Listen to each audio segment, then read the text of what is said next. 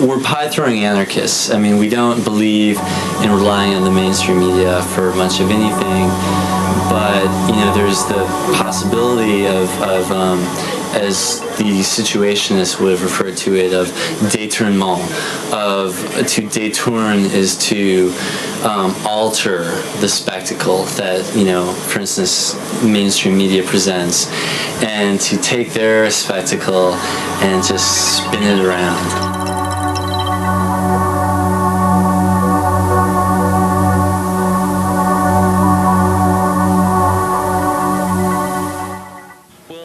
The three main TV networks are owned by Disney, by Westinghouse, and by General Electric. So we have the same corporations that are destroying us through nuclear energy and nuclear warfare, through infotainment, which creates a set of values that are completely opposed to any kind of sustainable, any kind of peaceable process.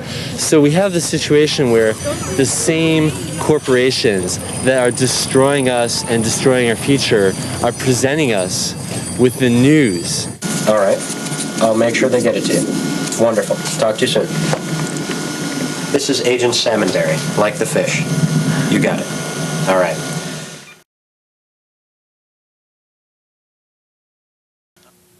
You know, their use of the internet has been such that there are right-wing think tanks like the RAND Corporation that regularly publish reports documenting the fact that the Zapatistas, more than perhaps any other uprising in modern times, have effectively bypassed the regular filters, the regular circuits through which veins of dissent are cast aside and never get to the people themselves. The kinds of pies used are different for each person and carry a special significance. For example, the all-American symbol apple pie was used for Charles Hurwitz, the CEO of Pacific Lumber, because the organization feels cutting the redwoods is un-American. So far, 5 notable people in business and politics have been hit, and the BBB plans to pie many more. Well, the brigade was formed in the summer of 1997 to deliver our delicious mischief to Charles Hurwitz, the CEO of Maxam Corporation, parent company of Pacific Lumber, which is cutting down the Headwaters forest. Since then, it's grown into a network, and we understand that there is a vast number of militant bakers, both here in the city as well as up north in the Headwaters forest. I couldn't estimate numbers, but we understand that there are many people who feel like there are many folks who need their just desserts, and we know how to dish it up. But I would add to that that the only thing that's necessary to be a member of the Biotic Baking Brigade is a pie and a vision of a better world. It's also an act of violence. Someone is hurt. The mayor's limping. People are upset. There's melee after the incidents. Mm-hmm. And also the police chief of San Francisco is threatening to prosecute. Mm-hmm. Well, first of all, I've read in the paper now that he first had a bruise in his stomach, then his knee, now his ankle. He made 20 public appearances that day. I have some doubts about this alleged injury. Furthermore, you know, a great many people found it terribly funny, and also it's an unusual approach that we take, and we think it's quite effective, actually. The difference in reaction between the people on the street and the people in the halls of power has been extreme. There's no misdemeanor. It is a felony. And I hope that we will stop the laughing now. The fun is over. The joke should stop. Particularly in the situation with the pieing of Willie Brown in San Francisco, it's really clarified a lot of those class issues. Is when you have people saying, you know, this is terrible. This is a crisis of incivility, I think is what Amos Brown said.